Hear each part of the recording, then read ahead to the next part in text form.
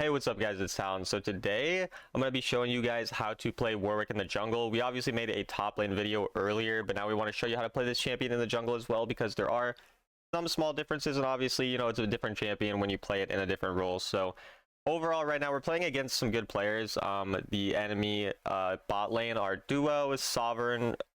Jackie is the Sovereign ADC, and I'm pretty sure the support is a challenger support.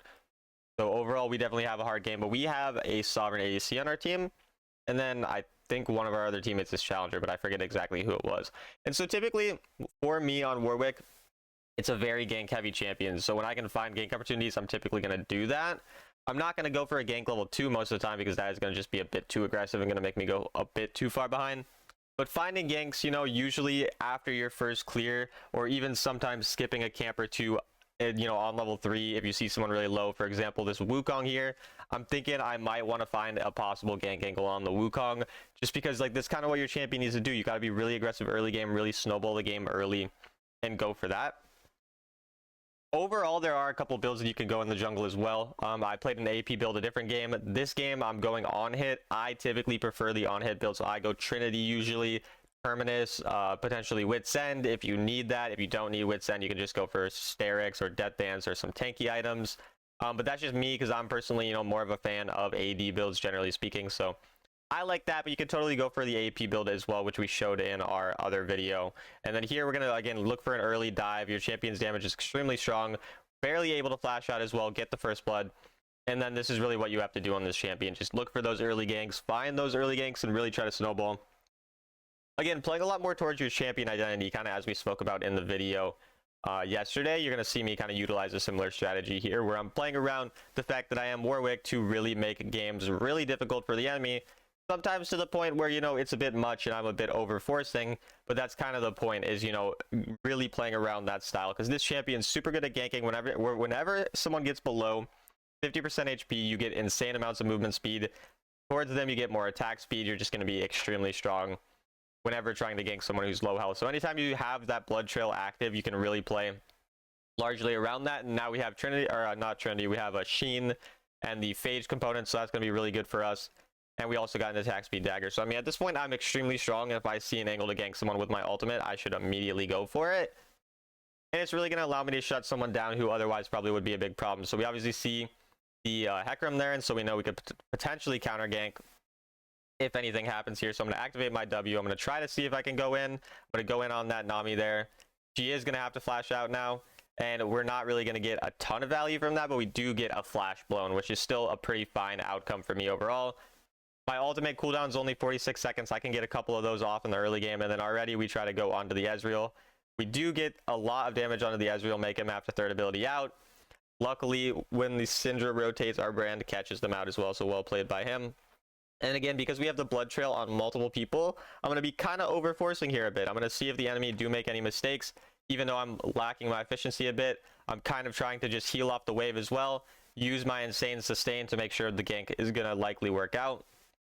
But then we got to obviously be a bit careful of Hecarim, so we're not going to stay for too long. But then we see Hecarim topside, so then I'm like, okay, I might be able to wrap around if the enemy do overstay here. Since I do see the third ability come out from the Ezreal, I know now, okay, I can try to chase him. We're going to get his flash blown there. I'm going to now have my ult back up already. You can see I've had 2 ults on this same lane that I gank here. And then look at this damage on the Nami here, guys. Absolutely insane, the amounts of damage you can get onto a champion. Actually crazy. The attack speed, the damage with the blood trail. This is why you're so good at forcing ganks. And obviously here, I forced for quite a while. But now that you look at it, once I respawn with Trinity Force, I'm going to be able to go clear my red side. I'm going to be able to go clear my blue side afterwards. And I'm still going to have a decent amount of efficiency, even though I went for so many ganks. So even if nothing worked out, I would still be able to come back, farm a couple camps. I'd be slightly behind. But that's kind of the risk you have to take with this type of champion, because the early game is really the strong point of Warwick. And so that's just what we're doing. And we end up forcing really nicely and finding some good kills there. Shutting down a really good player. I mean, obviously, Jackie, if you guys don't know, he streams, and he's a really, really, really good player. He's been rank 1 multiple times. I think he's currently in the top 10 or so. So he's a very, very good player. So when I'm able to shut him down by just ulting on Warwick over and over, it's going to be very frustrating for him, because no matter how good you are, you can't stop a Warwick from ulting onto your face and one-shotting you. That's unfortunately just the reality of life.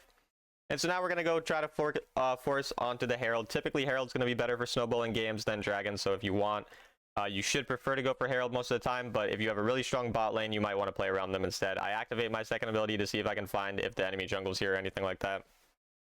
And then we grab this, and now we can just go back to farming, because we don't really need to overforce onto the Dragon. I think it's just better to now farm because we got one of the objectives. We'll probably just end up dying if we go to Dragon, since the enemy will have positioning there. And at this point, I'm already almost, I mean, I already have my boots, right? And I'm this strong. So now at this point, if a blood trail gets active on the Wukong or anything, I definitely want to look for a potential gank there. So I'm thinking, okay, here, let me see if I can activate my slow. He's trading with him, and now we got our blood trail, our second ability passive, up onto him. And then we do get the correct guess on which one it was there, which clone it was. And so we get an easy kill there. Now we can stick around, force the turret, and get an easy first turret. So again, once you get those ganks off, making sure that you stay around for the turrets as well can get you a lot of additional gold. So we're already at 5,900 gold 6 minutes in. That's basically on track for 1k gold per minute. And then, like I said, we're going for Terminus here second. That's just a good common item for jungle, is going to be the Terminus second item. You can also go for Riftmaker. You could go for Wit's End if they have a lot of AP and you need that defense. You can go for kind of a lot of things. You can obviously go the full AP build, like I said. I've seen some people going Lichbane Rush as well. That can work. There's so many things you can do. Really kind of a very versatile champion. And then here again, we're going to try to force on the gank here, see if we can get anything. But unfortunately, my third ability, I did it a bit too early. If I did my third ability later, I think it would have been better. But then here, we just hop around anyway. We ult him, and yeah, that can't be fun to play against. We do end up dying, but like I said, we're making the enemy fall very behind. Like, the ADC dying means he doesn't have access to a lot of farm. Obviously, again, a bit of an overforce, and you're going to find that that's going to happen when you're playing Warwick. Sometimes you're going to overforce and plays are not going to work out well. My expectation here was Hecarim was topside because of the fact that Hecarim was bot side when I went for my topside gank. So a lot of times I expect the opposite to then be true. I was incorrect about that guess there. And because of that, we end up finding ourselves dying there, which obviously isn't ideal, but we are still putting an ADC very behind. And so that's still kind of the nice part about the strategy. And then here we're going to try to shut down the Syndra. We have the blood trail on the Nami, which we're using to then run to the Syndra. We activate our third ability. We smite her once she flashes away, and then we're easily able to kill her, get the shutdown onto her. So you can see how you get someone low, you respawn, and if they don't recall in time, you're going to be able to literally run back and kill someone else. So it's just pretty absurd. Now I'm looking for the Ezreal, and then I'm like, Ezreal's not here. Okay, let me now go farm, because I have all my 6 camps up. And at this point, I do want to hit Terminus before the second dragon. So now I do need to be like, okay, let me switch a bit to efficiency. And that's another thing, if you guys did watch my video yesterday, or 2 days ago, I was really trying to, you know, get really good at the ganking thing, right? When do I gank, when do I farm, and being a bit more okay with playing towards my champion identity and ganking more frequently. But I've found also that sometimes I have a hard time turning it off, because when you're in that mindset of ganking all the time, you sometimes forget to farm, and it's really hard to find that balance, as we, you know, all know. And I feel like I've gotten pretty good at finding the balance, but at the same time, there's times where I get over focused on one or the other. And so I need to make sure, you know, again, I'm shifting back to this farming like I do here, when now I'm like, okay, let me clear all 6 of my camps instead of going for kills, because the Terminus is going to be a very important thing to hit before this dragon. And if we're able to hit that, usually hitting the 2-item spike before a second dragon, you're going to be pretty powerful. And I'm going to be able to hit even a bit of a better spike because we still have a minute. So that's always good. We still have a minute, so we can force some things with this Terminus, because I'm just going to be super, super powerful. Fighting anyone pretty much will be beneficial. And I'm going to go for potentially Gargoyle. I like Gargoyle a lot. People also like QSS. But Gargoyle for me kind of lets me be a bit crazy when I go in. Here again, you know, just ruining the life of the ADC. Just, he's having no fun. And then we go on to the Syndra here afterwards. Easy kill on the Syndra. Now we're chasing down the Hecarim as well, and gonna get a little quadra kill there. I mean, Warwick again, just such an insane champion. I'm already 10 kills in 9 minutes. I want to go for the Penta, but this Wukong, he doesn't want to fight me for it. I get it. It's Warwick. Warwick's scary. But just absolutely absurd ganking. Literally one-shot ADC. Pretty much 4 auto attacks onto the Nami, 4 auto attacks onto the Syndra. They're both dead, and then we kill the Hecarim right after. This is the power of the on-hit build, which I really prefer. Again, some people do prefer the AP build. For me, I don't know. You don't feel as tanky with the AP build. It feels like if you get exhausted, all your damage is kind of in your ultimate, kind of relying on that. I really do prefer the on-hit build in most games, but you know, that's a bit of a preference thing. Sorry, I'm yawning. It's like 8 in the morning when I'm recording this. I'm a little tired. But again, what do we do now? We just try to look for another gank opportunity because we do see our teammates hovering here, and so we're like, okay, let me see if I can go onto Ezreal again, just make his life complete hell, and we do. Lucia ends up grabbing the kill there, and now we just go for the dragon right after. So yeah, pretty unfun for the enemy to play this game as well. I mean, like, what can you do? You're getting Warwick ulted on cooldown, and your team is not helping you. I mean, that's just like, you know, the experience of ADC sometimes, and I felt pretty bad doing this, but no, I didn't. I thought it was pretty funny. But yeah, very tilting champion to play against. Definitely can tilt your opponents by just ganking them over and over, and it's one of the few champs where you can justify it, because if you're, you know, if you're ganking over and over and you're playing like Diana jungle or Camille jungle, you're probably not getting yourself enough gold to carry the later parts of the game, and your ganks are probably not going to work out as much as they would on Warwick. But because Warwick pretty much has an auto kill button on his ultimate, you can usually, you know, play this style as long as you make sure. Again, now I'm clearing my entire red side, I'm going back to clear my entire blue side. Notice how, again, we are being a little inefficient with our ganks because we have such good ganking, but I'm not completely foregoing farming. We're still farming here pretty well, getting these camps up, making sure our efficiency is still pretty solid, and I'm about to hit 3 items, and the third dragon isn't even close to spawning, so that's obviously extremely good. Snowballing this game super hard. I'm at 1k gold per minute. We're going to just go for the top wave now because we don't really have anything else that we need to do necessarily. I see a blood trail there, so I was trying to see if any camps were up. I guess we don't end up grabbing the top wave. We could just recall for an item. And so again, 3 items ended in chat. Very, very powerful overall. And at this point now, we can just kind of try to use the Baron to end the game. And this is a really unique thing that I did here that I actually really think is important to talk about. Really good players from behind will play for gold bounties and go on the opposite sides of objectives. And I knew that Jackie, obviously being a really, really, really good player, was going to do this. And because there were 2 of them, I knew if I killed them really quickly, they're not going to be able to get Baron in time.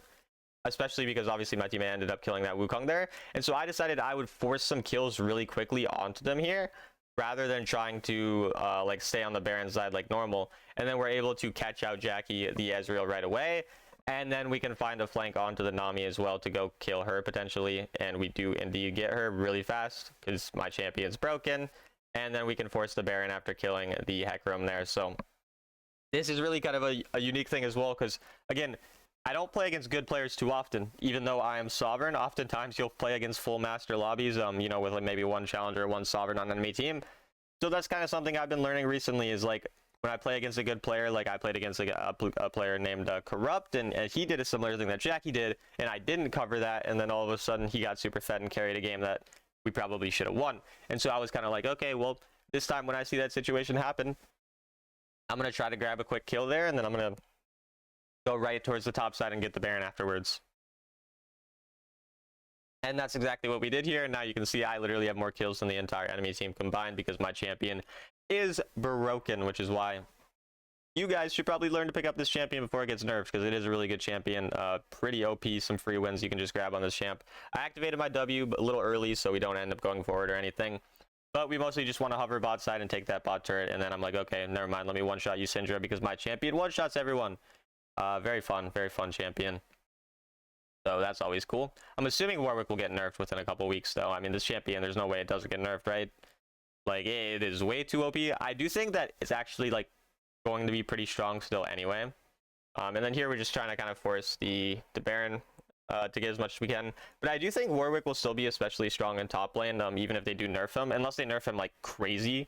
But otherwise, I mean, I think his kit is really good for top lane with the amount of sustain you have and all of that. I think in jungle, you fall off pretty hard if he doesn't have insane stats like he currently does. So if they don't, you know, if they do nerf him a good amount, I would say that his jungle will probably become a lot worse, but his top lane will probably be really, really strong still, just because of his lane phase being pretty OP. Like, his lane phase has always been really good.